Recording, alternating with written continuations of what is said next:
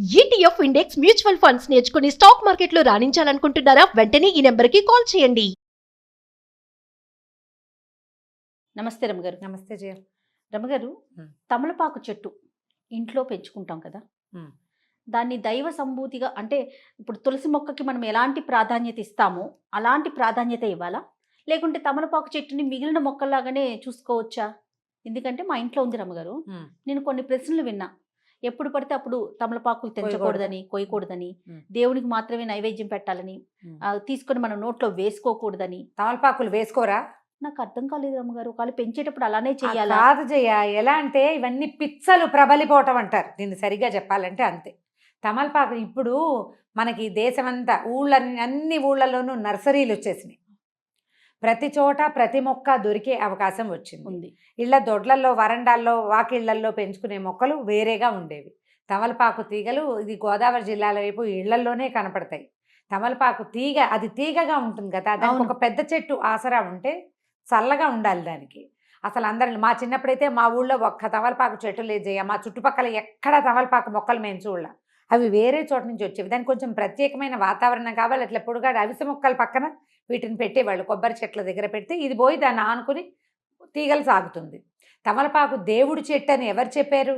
అసలు ఎక్కడి నుంచి పుట్టింది అది? మనం దేవుడి వృక్షాలు, దైవతా సంబంధమైన వృక్షాలు, నక్షత్ర వృక్షాలు ప్రత్యేకంగా ఉన్నాయి మనకి. మనం దేవతా సంబంధమైన వృక్షంగా తులసిని పెట్టుకుంటాం. అవును. ఆ తులసి ప్రత్యేకత ఏంటంటే ఆవిడ విష్ణు మానసంలోంచి పుట్టింది, బృందాదేవి వల్ల పుట్టింది. ఈ పురాణ గాథలన్నీ పక్కకు పెడితే తులసి రాత్రిపూట కూడా కార్బన్ డైఆక్సైడ్ని విడుదల చెయ్యదు. అవును. అందుకని ఇంటి ఆవరణలో ఉంచుకోండి అని చెప్పారు. దాన్ని ఎలా చేశారంటే తులసిని ఆవిడ అమ్మ తల్లి కింద, దాన్ని వాడిపోతే కొంపలో ఏదో అయిపోతుంది, కొంప మునిగిపోతుంది, ఏమిటేమిటేమిటో పొట్టు. మనం ఏంటంటే విషయాల్ని కాంప్లికేటెడ్ చేసేసుకుంటాము. ఏదైనా చిన్న విషయం తెలిస్తే అట్లా అట్లా అట్లా చిలవలు. ఎలా అంటే చూడు జయ, 25 ఏళ్ల క్రితం కట్టిన గుడి, కొత్త గుడి, 1500 సంవత్సరాల క్రితం కట్టిన గుడి, పురాతనమైన గుడి. ఈ రోజుకి ఒక 100-150 ఏళ్ళు పోతే మొన్న కట్టిన గుడి అంటే మన ఇంటి పక్కన జస్ట్ స్థలం బాగుందని ఏర్పాటు చేసినటువంటి గుడి పురాతన దేవాలయం అయిపోతుంది. అంతే కదా. దానికి ఒక స్థల మహాత్యం వచ్చేస్తుంది. అంతే కదా. అవునండి. ఇవి కూడా అంతే. మనకేంటంటే సోషల్ మీడియా వల్ల అక్కర్లేని విషయాలన్నీ ప్రచారం అవుతాయి. ఎంత అవసరమో సోషల్ మీడియా మనకి, నిజంగా అంత అనవసరం. మనం ప్రతి విషయాన్ని చిలవలు పలవలుగా విని విని విని విని ఎవరో ఒకళ్ళు ఏదో ఒకటి చెప్తుంటారు. ఎవరికి తోచింది వాళ్ళు చెప్తారు. మీరు సాధారణంగా ఆలోచించండి.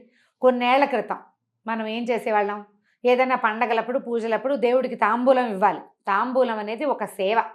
ఆయనకి, భగవంతుడికి షోడశోపచారాల్లో తాంబూలం ఒక సేవ. తాంబూలం దేవుడికి పెట్టి ఆ తాంబూలం ఇంట్లో ఉన్న వాళ్ళు గృహస్థు వేసుకోవాలనేది నియమం. ఇప్పుడు వేసుకున్నామా లేదా? కదా. అవును కదా. అది కాకుండా నిత్యము తాంబూల సేవనం చేసేవాళ్ళు. ఇప్పుడు మనం మానేసుకున్నాం. అసలు మా వాళ్ళల్లో అయితే ముత్తైదు అంటే రోజు తాంబూలం వేసుకోవాలని నియమం చేయ. మధ్యాహ్న భోజనం అయ్యాక ఖచ్చితంగా ఆడవాళ్ళు తాంబూలం వేసుకోవాలి. ఎందుకో చెప్తాను. దానికి సున్నం రాసి వేసుకుంటే కాల్షియం గెయిన్ అవుతుంది. సున్నం ఒట్టిగా తినగలమా? తినలేకపోతాం. తాంబూలంతో తీసుకోగలుగుతాం. ఆడవాళ్ళకి కాల్షియం అవసరం. ఇదివరకు పురుళ్ళు ఎక్కువ కాదు. అవును. ఇళ్లలో పనులు ఎక్కువ, ఎముకలు అరిగిపోతాయి. మగవాళ్ళకి తాంబూలు చర్వణం ఉండేది, ఆడవాళ్ళకి ఉండేది. ఇప్పుడు మనం చూసినట్టు పాన్లు ఎక్కడ పడితే అక్కడ దరిద్రంగా ఉమ్మేస్తారు, చెత్తలు తిని. అవి కాదు, దానికి ఒక ప్రత్యేకమైన పద్ధతి ఉండేది. రసం మింగేసి తమ్మ ఉమ్మేయాలి. ఆకు మింగకూడదు. మింగరు, ఊట మింగుతారు. అది ఉమ్మేయాలి. దానికి ఇళ్లలో, వాకిళ్లలో ఒక పక్కన ఇలా ఎక్కడ పడితే అక్కడ రోడ్ల మీద తిరిగేవాళ్ళు కాదు కదా, నియమాలు ఉండేవి. డెలివరీ అయ్యాక 11వ రోజు నుంచి ఈ బాలింతరాలు ప్రతిరోజు తాంబూలం వేసుకోవాలి. దాంట్లో ప్రవాళ భస్మమో ముక్తా భస్మం వేసేవారు. అవునవును, నీకు కూడా తెలుసు కదండి. మరి ఇప్పుడు దేవుడి ఆకైతే తినకూడదు కదా. మనం మైలలో ఉన్నారు, తినకూడదు. 11వ రోజు నుంచి స్టార్ట్ చేస్తారు. ఈ పిచ్చి మాటలు ఎక్కడి నుంచి పుట్టిస్తారో అర్థం కాదు. ఇళ్లల్లో పెంచుకోకూడదు, గిల్లకూడదు అనేది అయితే లేనే లేదు. కాకపోతే అందరి ఇళ్లలో ఈ మొక్కలు రావు. దానికి వాతావరణం బాగుండాలి, అనుకూలంగా ఉండాలి. అది పాకటానికి అనువైన ప్రదేశం కావాలి, కొంత చల్లగా ఉండాలి. పిచ్చి ఎండలు కాస్తుంటే బాగా రావు. ఒక్కో ఇంట్లో ఎలాగో రయ్యమని వచ్చేస్తుంది, మనీ ప్లాంట్ లాగానే. అవునవును. అవును. తాంబూలము నీకు ఆకులుంటే ఎవరైనా ముత్తైదు వస్తే మనం తాంబూలం ఇవ్వటం మన విధానం. అవును. మరి గిల్లకూడదంటే ఎట్లా? ఇప్పుడు మన ఇంటికి వచ్చి వెళ్ళేటప్పుడు ఖచ్చితంగా బొట్టు పెట్టి జాకెట్ ముక్క పెట్టి తాంబూలం పెడతాం. ఇస్తాం. ఇంట్లో పెరట్లో ఉంది కదా అని గబుక్కుని తీసుకొని పెట్టాలంటే ఒక ప్రశ్న అన్నమాట. అమ్మ తీయకూడదా? ఇప్పుడు ఆంజనేయ స్వామికి ఆకుపూజ చేస్తామా? చేస్తాము. మరి ఆకుపూజ చేసిన ఆకులు ఇంత మోద తీసుకొచ్చి మన చేతిలో పెడతారు. ఏం చేయమని? పారేమనే కాదు కదా. నిర్మాల్యంగా దాచుకోమనే కాదు. తలా ఒక 4 ఆకులు ఇస్తే కాస్త సున్నం రాసుకుని వేసుకుంటారు. భగవంతునికి అర్చన చేసిన ఆకులు తీసుకోవటం వల్ల కూడా మనకి కొంత ప్రయోజనం లభిస్తుంది. తమలపాకు మనకి ఆరోగ్యదాయిని, అన్నం అరగదీస్తుంది, అవును, గొంతులో ఉన్న కఫాన్ని తొలగిస్తుంది. తర్వాత అది ఏంటంటే ఒక విలాసవంతమైన వ్యవహారం కూడా. దంపతులు తాంబూల చరవణం చేస్తూ ఉండటం అనేది ఒక విలాసం. దాన్ని తీసుకెళ్లి దైవ సంబంధాలలాగా అంటకట్టి చేస్తే ఎట్లాగమ్మా? పిచ్చి. అంటే భగవంతునికి వాడతాం కాబట్టి దాన్ని ఇంకా దైవ సంభూతంగా మరి పెళ్లి- భావించేస్తున్నారు కదా దైవ రమ్మగారు. సంభూతం ఎట్లా అవుతుంది? నువ్వు పెళ్లిళ్లలో తాంబూలాలు పుచ్చుకోరా? కదా. పుచ్చుకుంటారు కదా. పెళ్లిళ్లలో తాంబూలాలు పుచ్చుకుంటారు, పేరెంటాలకు వెళ్తే తాంబూలం ఇస్తారు, ఆడవాళ్ళు తాంబూలాలు వేసుకుంటారు, మగవాళ్ళకి ఇళ్ళీలు వేసుకుంటారు. దేవుడికి పూజ కూడా చేస్తాము. ఒక ఆంజనేయ స్వామికి తప్పిస్తే ఎవ్వరికీ తమలపాకులతో అర్చన చెయ్యం. అవును, ఆయనకి ప్రీతి చల్లగా ఉంటుంది తమలపాకుల తోటలో. ఆ చల్లదనానికి ఆయన అక్కడ ఉంటాడని చెప్తారు, ఆయనకి ఇష్టమని. దీని దైవాంశ సంభూతంగా భావించి అది ఉంటే సిరి వస్తుంది, అది ఉంటే గ్రహపీడ ఉండదు, ఇలాంటివి మాత్రం నేను వినలేదు, నాకు నమ్మకం లేదు.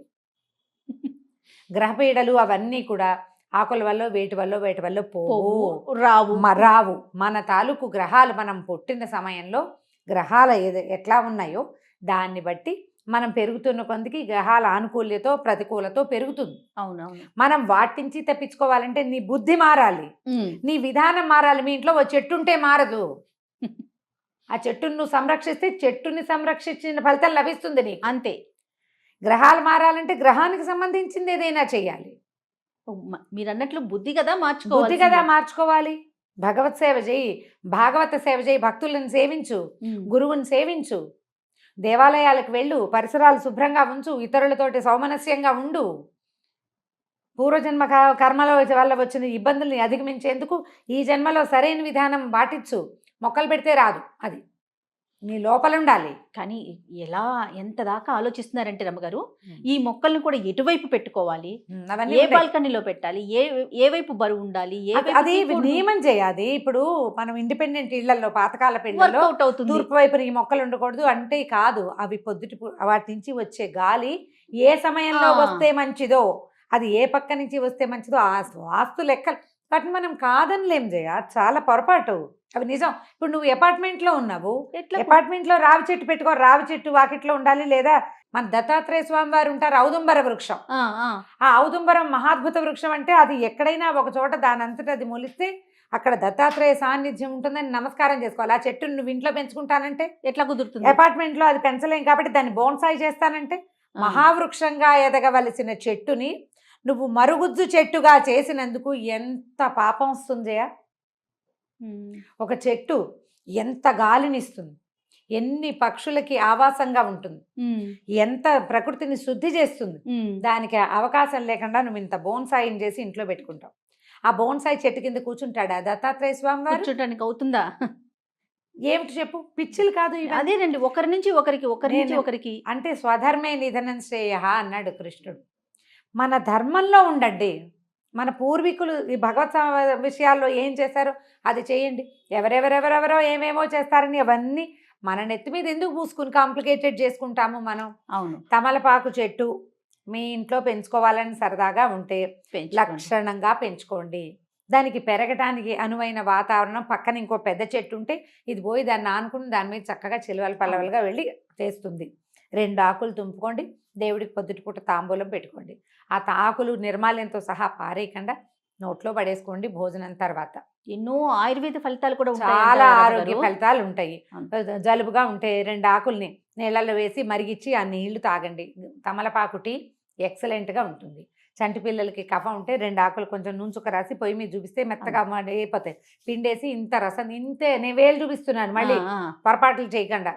ఒక పావు చెంచా రసం, ఒక చిటికెడు పంచదార కలిపిస్తే ఫ్లమ్ అంతా బయటకు వచ్చేస్తుంది. ఇలాంటివి చేయండి. ఆయుర్వేద రీత్యా తమలపాకు చాలా మంచిది. భగవంతుడికి కూడా మనం వాడుకుంటాం. గిల్లి శుక్రవారం, శనివారం, మంగళవారం ఏ తప్పు దానికి లేదు. హాయిగా వాడుకోండి. అనవసరంగా ఏవేవో చదివి ఎవరెవరు చెప్పిన మాటలకో లోబడి జీవితాన్ని కాంప్లికేటెడ్గా చేసుకోకండి. మనకున్న కాంప్లికేషన్స్ చాలా చాలు ఎక్కువ. కదా. ఈ అక్కర్లేని పిచ్చాచారాలు ఎందుకు? అన్ని ప్రశ్నలే. ఓకే రమ్య గారు, నమస్తే. నమస్తే చెల్లి.